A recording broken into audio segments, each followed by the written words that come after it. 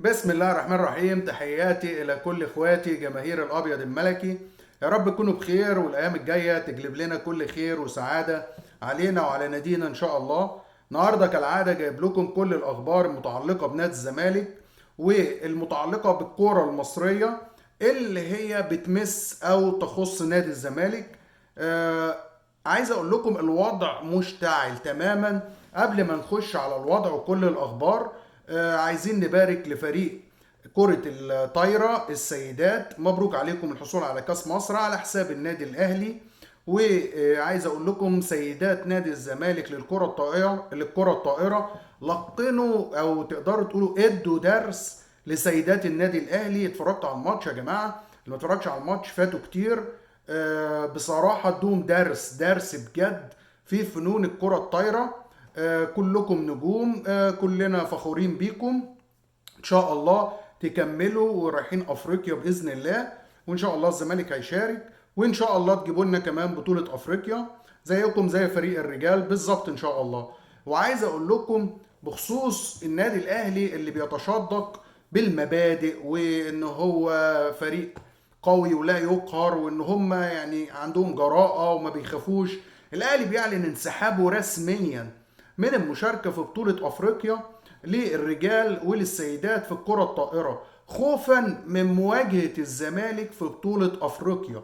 هو مش عايز يقابل الزمالك لو دخل هو بطولة أفريقيا، وهو عارف إن الزمالك طبعا داخل بطولة أفريقيا، فمش والزمالك مرشح إن هو ياخد بطولة أفريقيا سواء على مستوى الرجال أو السيدات. فهو خايف مرعوب إن الزمالك ياخد بطولة أفريقيا على حسابه هو، لان هم اقوى فرقتين في افريقيا. فالمفترض ان لو الامور مشيت في السير الطبيعي ان الزمالك والاهلي هيقابلوا بعض في افريقيا، فهم خايفين ان الزمالك يخرجهم من افريقيا.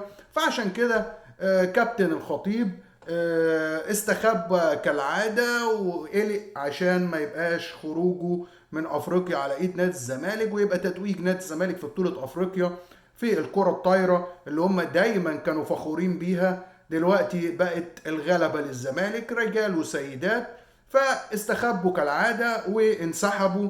ودلوقتي ما سمعناش كلمة ان الانسحاب عيب او الاعتذار عيب ولازم تبقى تواجه وما يهمكش حاجة وما تخافش. اهلي عنده اساسا محترفين في السيدات وفي الرجال اقوياء جدا وبملايين. انا عايز اعرف ازاي بينسحب؟ فين الدولة وفين التفتيش اللي يراقب؟ الاهلي بينسحب يا جماعة من بطولة افريقيا وجايب لعيبه بملايين ملايين الملايين عشان يدعموه للبطولات. فهل انت جايبهم عشان تنافس بيهم على المستوى المحلي دوري وكاس اللي انت خسرتهم؟ يعني ده كلام؟ هي الوزاره ما بتسالش خالص الاهلي ده يعني بيعمل ايه؟ ما علينا. مبروك انسحاب الاهلي. طبعا بالنسبه لهم الانسحاب بطوله، لكن بالنسبه لاي حد تاني لا، وعيب وحرام. هنبدا نخش في اللي بيحصل، المعمعة اللي حصلت بسبب ان الزمالك اعتذر عن السوبر. خرج علينا في الاول. عايز اذكر حاجة سريعة، كابتن شوبير طلع امبارح قاعد يعدد خسائر الزمالك لانسحابه للسوبر ماديا، وقاعد يقول بقى كلام كبير. طيب حضرتك مالك؟ يعني انت ايه دخلك خسائر الزمالك؟ انت معروف ان انت اعلامي اهلاوي، ومعروف ان انت عندك مشاكل قويه مع الزمالك ويعني نادي الزمالك ورئيس نادي الزمالك ومنظومه نادي الزمالك وجماهير نادي الزمالك. انت طالع بتتكلم ليه؟ بناء على ايه؟ وانت مال حضرتك؟ يعني انت ايه دخلك في خسائر الزمالك او مش خسائر الزمالك؟ انت اللي هتحاسب عليها يعني؟ يا اخي احنا مبسوطين واحنا فرحانين، انت دخلك ايه؟ ده بالنسبه لكابتن شوبير. هل كده يسكت؟ لا، الاعلام الاحمر زي ما قلت لكم قوي جدا، اعلام احمر فعلا بيتميز بقوته. كابتن يطلع علينا برضو كابتن اسمه ايه ده، مدحت شلبي. كابتن مدحت شلبي طالع بيقول ان عادي فرقه بيراميدز فرقه قويه وان السوبر مش هيتاثر، وان بيراميدز كسب الزمالك في الكاس وهو اللي مخرجه. وتناسى خالص ان الزمالك يعني رصيده وتاريخه وجماهيره اللي هي تعتبر من اكبر جماهير في الوطن العربي وافريقيا، ومن اقواهم في التشجيع ومؤازره ناديها. وبيتكلم كلام انا ما اعرفش يعني هل ده يعني الراجل باين كبر فعلا يا جماعه، ما بقاش مركز في اللي بيقوله. ف بصراحة لا تعليق، لا تعليق، لكن الإعلام الأحمر بيشتغل بقوة جامدة قوي، وعايز يخرج الأهلي، يعني هو عايز يوجه الأنظار ناحية الزمالك ويخرج الأهلي من الفضيحة. ده مش مهم. عايز اقول لكم ان في رعب في اتحاد الكوره بجد، وخايفين من ان هم يضطروا للاستقاله او يجي لهم قرار بحل الاتحاد الكوره، لان خلاص كل دلوقتي بيطالب باستقاله اتحاد الكوره، باستقاله اتحاد الكوره، والموقف بقى مشتعل، لان هم خلاص يعني تقريبا على المستوى الرياضي، فهو الناشئين بتخسر في مصر في بطوله افريقيه باهانه، لدرجه ان منتخب مصر ما سجلش ولا جون وعلى ارضنا البطوله، ونخرج من الدور الاول كل الفرق بتكسبك، ما دخلش ولا جون. الاولمبي برضو نفس الوضع، الفريق الكبير زي ما انتم شايفين بيخش البطولات كلها، المنتخب الاول المصري بيخرج برضو من البطولات، ولا قدر يصعد كاس عالم ولا ياخد افريقيه، برغم ان احنا عندنا واحد من افضل لعيبه في العالم، يعني ما جاش زيه او في تاريخ مصر واحد زيه. وبرغم كده هم فاشلين في كل حاجه، هم فرحانين بس ان هم ياخدوا تذاكر طيران ويسافروا على حساب الشركات الراعيه والامارات المغرب، ويقعدوا يقضوها كده رحلات، لكن مفيش ملف ادار اتحاد الكوره ونجح فيه. فهم حاليا مرعوبين بعد جماهير الزمالك ما وقفت مع بعضيها واتجمعوا واتوحدوا، ومجلس الاداره قدر ان هو ياخد قرار تاريخي بالاعتذار، لان الظلم كان كتير قوي. فهم مرعوبين جدا لان الضغوط عليهم بقت قويه جدا.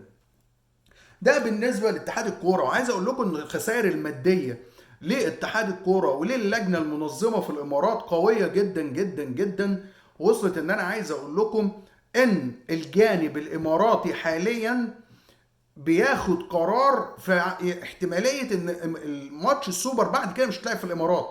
يعني هم حاليا خلاص هيصدروا قرارات في الامارات، او اللجنه المنظمه هتاخد القرار في ان هي ما تستضيفش كاس السوبر المصري مره اخرى بعد المهزله. يعني هم بيقولوا ان دي مهزله حصلت وخسائر هم بيخسروها، وهم ما لهمش ذنب في حاجه في ان اتحاد الكره المصري عندنا ولجانه يعني ما لهمش اي علاقه ولا بتنظيم ولا بلوائح ولا بقوانين ولا بعداله. فخلاص تقريبا كده دي اخر سنه هيتلعب فيها السوبر في الامارات، ولولا ان هم اتدبسوا فيه كانوا هيلغوه خالص، لان هم خلاص اللي عايز اقوله لكم ان كل الصحف، وده نتيجة برضو ان كل الصحف والمواقع الرياضية في الوطن العربي وافريقيا بتتكلم عن اعتذار نادي الزمالك واسباب اعتذار نادي الزمالك. ما بقاش في حد بيتكلم عن ماتش السوبر، او مين اللي هيشارك في السوبر، او ايه اهمية ماتش السوبر. كل انظار العرب وافريقيا كلها متوجهة في اسباب اعتذار نادي الزمالك. نادي الزمالك مش متواجد ليه؟ الموضوع باظ تماما، وكله بيتكلم دلوقتي عن الفضيحه والتواطؤ اللي حصل ما بين الاهلي والاتحاد المصري ولجنه التظلمات. وده برضو هياخدنا اللي انا بقوله لكم عليه، اللي هي الفضيحه اللي حصلت ما بين الاطراف الثلاثه، اتحاد الكوره ولجنه التظلمات والنادي الاهلي. زي ما قلت لكم الفضيحه بقت بتتصدر العناوين في الجرايد والمواقع والسوشيال ميديا في الوطن العربي وفي افريقيا. المستشار عزت خميس، رئيس لجنة الانضباط، رئيس لجنة الانضباط اللي الاهلي طعن على عدم شرعيتها، طلع المستشار عزت خميس وصرح وقال: كنت اود تغليظ عقوبة كهربا اكثر من 12 ماتش، يعني كان عايز يديله اكتر من 12 ماتش عقوبة، لان ما فعله يستحق عقوبة اكثر من ذلك.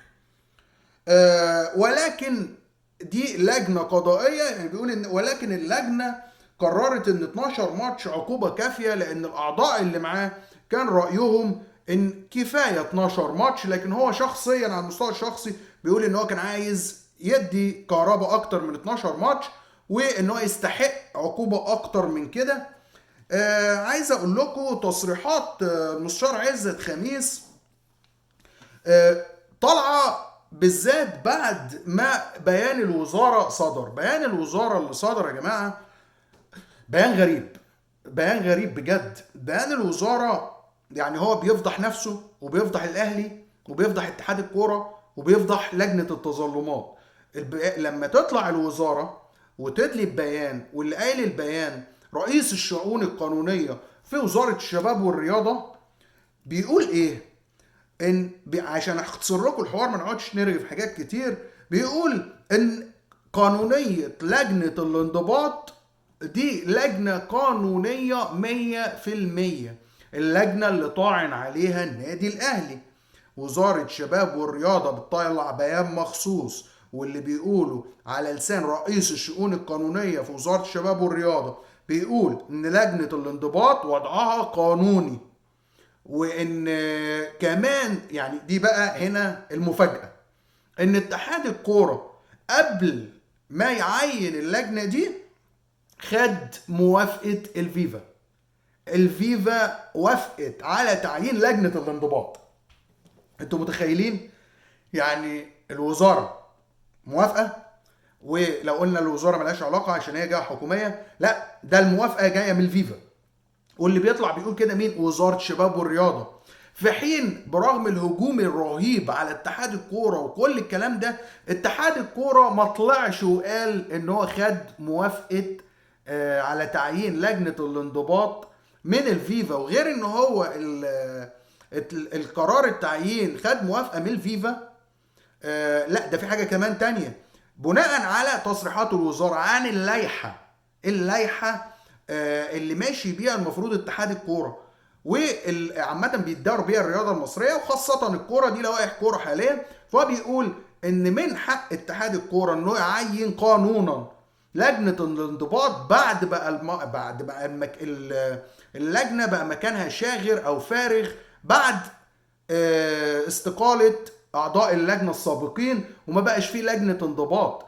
فكان لازم يتم تعيين لجنة انضباط، واتخذت الموافقة من الفيفا. وكمان ده يعني خاضع للقانون الرياضة واللوائح الخاصة بكرة القدم المصرية والقوانين اللي بيتبع عليها او بيمشي عليها اتحاد الكورة.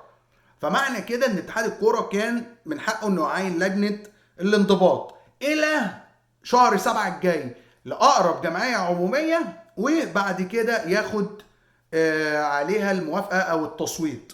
يعني لغاية شهر 7 الجاي ده تعيين رسمي قانوني خاضع للقانون، خاضع للوائح، خاضع للقانون الرياضة في مصر، ومتاخد عليه موافقة الفيفا. يعني اللجنة قانونية 100%، وده على حسب بيان وزارة الشباب والرياضة اللي الرئيس الشؤون القانونية بتاعتها مش هيطلع يفتي أو هيطلع يقول أي كلام. طب ليه اتحاد الكورة ما اعلنش ان هو واخد الموافقه وقال ان احنا هنستنى الطعن؟ واكيد لجنه التظلمات بقياده المستشار عادل الشرباجي عارفه ان لجنه الانضباط وضعها قانوني. ازاي تسمح وتقول استنى حكم القضاء وهم عارفين ان القضاء كده كده الاداري او المدني هيقول ان عدم الاختصاص ده مش اختصاصي، ده انا ماليش علاقه بيه، وهيرجع تاني القرار للجنه التظلمات اللي هي والاتحاد الكوره عارفين ان اللجنه قانونيه 100%. 100% قانونا اللي الاتحاد الكوره ماشي بيه في مصر، وكمان الخاضع للاتحاد الدولي الفيفا. يبقى ازاي هنا ايه سر سكوت المستشار عادل الشرباجي وهو عارف ان طعن الاهلي لا يمثل اي قيمه وغير قانوني، وان لجنه الانضباط قانونيه، ويقول انا انتظر الطعن، واتحاد الكوره يطلع في بيان على صفحته ويقول احنا في انتظار الطعن، وهم عارفين بقانونيه لجنه الانضباط، والوزاره بتكشف الطرفين. لما الوزاره لقت الموجه عاليه طلعت اتكلمت. بس احنا هنا السؤال اللي بنبلغ بيه الوزاره، اكيد حضرتك برضو متضامن معاهم، لان انت في اول لما الموضوع كبر وخلاص بقت قنبله وعملت بوم، حضرتك طلعت وقلت انا ماليش دخل وده شأن داخلي واتحاد الكوره هو المسؤول وهو اللي يتكلم. حضرتك طالع بتدي البيان ده دلوقتي ليه بعد انسحاب نادي الزمالك؟ يعني انت دلوقتي طالع وبتصرح بقانونيه لجنه الانضباط، وان القرار اللي خدته لجنه التظلمات ده غير قانوني، لان لجنه الانضباط قانونيه ولجنه التظلمات عارفه كده واتحاد الكره عارف كده، بدليل ان الوزاره عارفه كده والفيفا نفسها عارفه كده. طب انت طالع بعد كل اللي حصل ده بتصرح بكده ليه؟ ما قلتش كده من الاول ليه؟ ولو كانت الوزاره طلعت يا جماعه صرحت بقانونيه لجنه الانضباط كان كل العبث اللي احنا شفناه ده توقف، وكانت اللجنه لازم تصدر قرارها. ايه اللي ورا، ايه اللي ورا الكواليس، ايه اللي بيحصل؟ ده اللي احنا بنسعى عشان نكشفه. قبل ما نتكلم عن تصعيد نادي الزمالك، طيب احنا عايزين نقول مين، ايه هي قوة النادي الاهلي؟ وقوة النادي الاهلي يا جماعة فاقت المدى بجد. يعني في حاجات غريبة بتحصل. هل ده كيان رياضي فقط؟ يعني كيان رياضي هل بيوصل جبروته للعب بالقوانين واللوائح وان محدش يقدر يحاسبه؟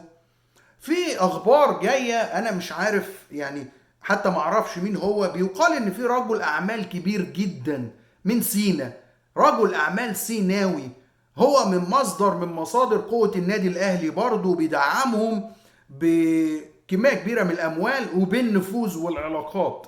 انا بصراحة معرفوش.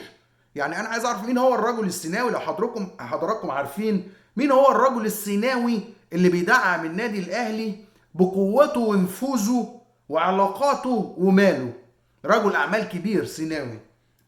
بس انا برضو متأكد ان حتى غير رجل الاعمال ده في كيان واقف ورا النادي الاهلي اقوى بكتير مما احنا متخيلين، هو اللي مخلي الاهلي عنده الجبروت ده. لان الاهلي حتى مش بيحكم في مصر سواء وزاره شباب او اتحاد الكوره والجانو، لا ده حتى في يعني حتى سوري، حتى في الكاف نفسه بيبقى خايف وخاضع للاهلي.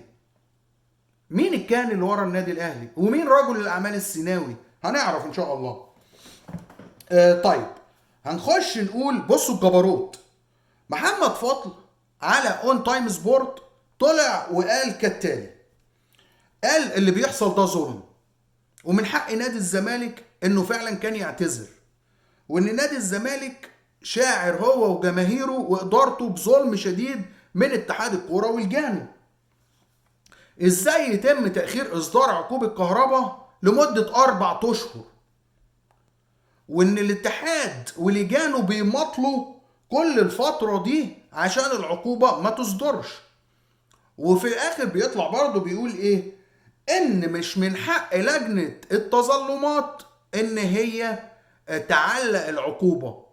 ده مش حقها قانونا من حقها لا تعتمد العقوبة، لا تخفف العقوبة، لا تلغي العقوبة. لكن قال ان قانونا مش من حقها تلغي العقوبة تجمد العقوبة او ان هي تنظر العقوبة في فترة قادمة. يعني تعليق العقوبة مش من حقها ان هي تعلق العقوبة، لكن من حقها ان هي تاخد اي قرار هي شايفاه. ده قانونا. وقال ان ما يحدث من اتحاد الكرة ده فضيحة للكرة المصرية، وان الكرة المصرية تأثرت كتير جدا في فترة الاتحاد دي ومخالفات جسيمة، وان اللي حصل مع نادي الزمالك ده فضيحة وصلت خارج مصر، يعني بقت في الدول العربية وفي افريقيا، وان الاتحاد هو المسؤول الاول والاخير. يحصل ايه؟ تخيلوا، بص قوة النادي الاهلي.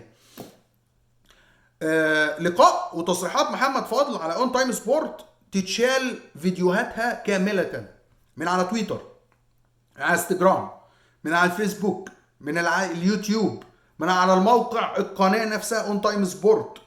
هو الراجل ما قالش حاجة، يعني هو الراجل ما غلطش او ما شتمش، هو بيطلع بيقول وجهة نظره كواحد قبل كده كان عضو في لجنة معينة في اتحاد الكورة، بيتكلم. ما قالش هو كل ده عشان قال ان الزمالك اتظلم، هو كل ده عشان قال ان باين جدا ان مجامله وفتح المؤامرات ما بين الاتحاد الكوره والجانو والاهلي. ايه ده؟ وقفوا يا جماعه الفيديو بتاع محمد فضل، شالوه من كل المواقع، على تويتر، سوشيال ميديا، فيسبوك، انستجرام، موقع الاون تايم سبورت، يوتيوب. تخيلوا، بصوا القوه مين اللي ورا النادي الاهلي. طيب هل ده وبس؟ لا، هجوم الكتروني. طبعا انتوا عارفين كابتن بيبو الخطيب، زي ما كابتن مصطفى يونس طلع قال ان هو مشغل لجان الكترونيه بتقبض 3 مليون او 5 مليون عشان تهاجم. هو ما بيشتمش، هو بنفسه ما بيشتمش حد، لكن هو مشغل لجان الكترونيه بيديها ملايين عشان تطلع تهاجم وتشتم اللي هو بيتكلم او اللي بيعلي صوته او اللي بيرفع صوته، سواء ضد كابتن بيبو او ضد القرارات اللي بياخدها الكابتن بيبو. فكابتن بيبو شغل لجانه الالكترونيه امبارح على محمد فضل، يا عيني قطعوه. لجان الالكترونيه امبارح على السوشيال ميديا، تويتر وفيسبوك ويوتيوب، كله واليوتيوبر الاهلاوي، كل اللجان اللي كابتن بيبو بيصرف عليها قطعوا محمد فضل. كل ده عشان طلع بس قال يا عيني ان الزمالك اتظلم. ده ما قالش حاجه، ده ما جابش سيره الاهلي، ده هو بس طلع قال ان حصل اتحاد الكوره غلط ولجانه غلط ولجنه التظلمات غلطت وان الزمالك اتظلم وان الزمالك لا يصح ان انت تتعامل معاه كده. الراجل قطعوه، وده الطبيعي. ومش انا اللي قلت ان كابتن بيهم شغل لجان، ده مصطفى يونس صديقه الشخصي والكابتن بتاعه، واغلب الصحفيين بصراحه برضو قالوا كده. ده الخاص محمد فضل، كابتن محمد فضل. طيب ايه هو الموقف الزمالك؟ هل الزمالك هيصعد؟ الزمالك تقدروا تقولوا 50-50. الزمالك فعلا لم كل المستندات والاوراق والفيديوهات ومن على السوشيال ميديا ومن على موقع اتحاد الكوره، ان هم مستنيين الطعن بتاع المحكمه الاداريه وكل الكلام ده، قدم او بعت الملف كامل للمحامي الايطالي. المحامي الايطالي في انتظار ان مجلس اداره الزمالك يقول له نفذ، قدم الورق. الموضوع كله واقف على دي، وهو مش شكوى واحده، دول 3 شكاوي. اولا شكوى بان اتحاد الكوره عرقل القيد لنادي الزمالك وحرمه من لعيبته لاكتر من شهر في موضوع ازمه القيد، وعدم ايقاف كهرباء، وان الاهلي رفع قضيه في القضاء الاداري او المدني او القضاء الطبيعي. 3 شكاوي كفيلين ان هم فعلا قانونا يلغوا او يجمدوا النشاط الكروي في مصر. وعايز اقول لكم ان هم مرعوبين وضغوط رهيبه على مستشار مرتضى منصور، الا النهارده مستشار مرتضى منصور كان مدعو هو وكابتن بيبو، الله يا خطيب، على المؤتمر بتاع سيادة الرئيس عبد الفتاح السيسي. ده بالنسبة للمشكلة. هل الزمالك هيصعد؟ هل الزمالك هيتحمل الضغوط؟ معرفش. اخر حاجة عندنا من اخبار نادي الزمالك، قبل ما نقول اخبار نادي الزمالك سريعا، كابتن حازم امام رسالة من جماهير نادي الزمالك ومن كل اللي بيحبوا أسرة حمادة إمام، كابتن حمادة إمام ووالده الحرية إمام. أنت بتدمر تاريخ أسرتك، بتدمره فعلا. حازم إمام يعني احذر. جماهير نادي الزمالك صبرها بدأ ينفذ، يعني خلاص هيمسحوك فعلا من قلوبهم. أنت وصلت لمرحلة إن جماهير نادي الزمالك بتقولك عفوا، يعني في منهم اساسا يعني خلاص بيقول لك اوريدي لقد نفس رصيدكم. البقيه المتبقيه اللي لسه عامله حساب مش ليك انت، لوالدك الله يرحمه كابتن حماده امام الراجل الرائع الجميل، وجدك الله يرحمه الحريه امام. دول هم لغايه دلوقتي صابرين عليك، صابرين ان هم يمسحوا حبك من قلوبهم. مش هتلاقي حد انت عايش بيهم. اقسم بالله انت بدون جماهير الزمالك وانتمائك لكيان نادي الزمالك زيك زي اي حد، انسان عادي خالص طبيعي جدا، ولا فيك اي حاجه تميزك. واوعى تفتكر ان الفلوس او المناصب ده يعني هيفضل لك او ان هو ده اللي بيعيش. لا، اللي بيعيش اللي الجماهير بترفعه، لكن الجماهير بتنزله بيتنسي. ارجوك استقيل. انا مش عارف انت ماسك في الكرسي ليه، انت بقى شكلك وحش جدا. اخر حاجه معانا، اوسيريو بيتمسك بعدم رحيل محمود شبانه المدافع وبيوعده بفرصه المشاركه. كمان اوسيريو عمل جلسه مع يوسف اسامه وسيف جعفر وحمزه المسلوسي، الثلاثي اللي عقودهم بتنتهي بنهايه الموسم اللي احنا فيه ده، ووعدهم ان هو هيجدد لهم بس يشدوا حيلهم ويظهروا في المطوشه المتبقيه في الدوري وفي الكاس وفي البطوله العربيه بشكل جيد. مصطفى الزناري بيبحث عن الرحيل. مصطفى الزناري خلاص بيدور على اي عقد في الانتقالات الصيفيه اللي جايه، بعد ما خلاص هو عارف ان ترتيبه الخامس، وده كمان قبل ما يجي محمود علاء. يعني محمود علاء جاي، وغير محمود علاء جاي في احمد ايمن منصور كمان جاي وهو حاليا الخامس، يعني كده هيبقى ايه السابع. فمن دلوقتي حتى كلم المدرب الكولومبي وقال له، والمدرب حاول يعني يوعده انه يديله فرصه الفتره الجايه حتى عشان يسوق نفسه. لكن تقريبا مصطفى الزناري ايامه معدوده داخل نادي الزمالك. عايز اقول لكم ان المدرب شغال في التمرين، وبدأ دلوقتي ياخد الفتره القادمه دي لغايه ماتش يوم 9 في الكاس كمعسكر تدريبي للزمالك وللاعبين لتحفيظهم جمل وشغل بدني وخططي. لكن برضو اتحاد الكوره او لجانه حاج عامر حسين اللي هو يعني ترزي اللوائح عايز يحط للزمالك ماتش في النص. يعني الاهلي هيتاجل له ماتش حرس الحدود الجاي، ويعني كده كده هنفضل مستنيين لغايه الدوري مش هينتهي غير لما الاهلي يخلص ماتشته. لا هو برضو ازاي وازاي ان الزمالك ياخد راحه وان يتعمل زي معسكر اعداد للفريق في فتره التسعة ايام دول. لا عايز احط له ماتش في النص، فهو بيدور للزمالك على اي حوار عشان برضو يعني تقدر، هو لازم نرخم على الزمالك باي طريقه. دي نهايه حلقتنا، اتمنى دعمكم باللايك والشير والاشتراك. اشترك في القناه، دي قناه الزملكاويه قناتك. وتحياتي ليكم واشوفكم على خير ان شاء الله، والسلام عليكم.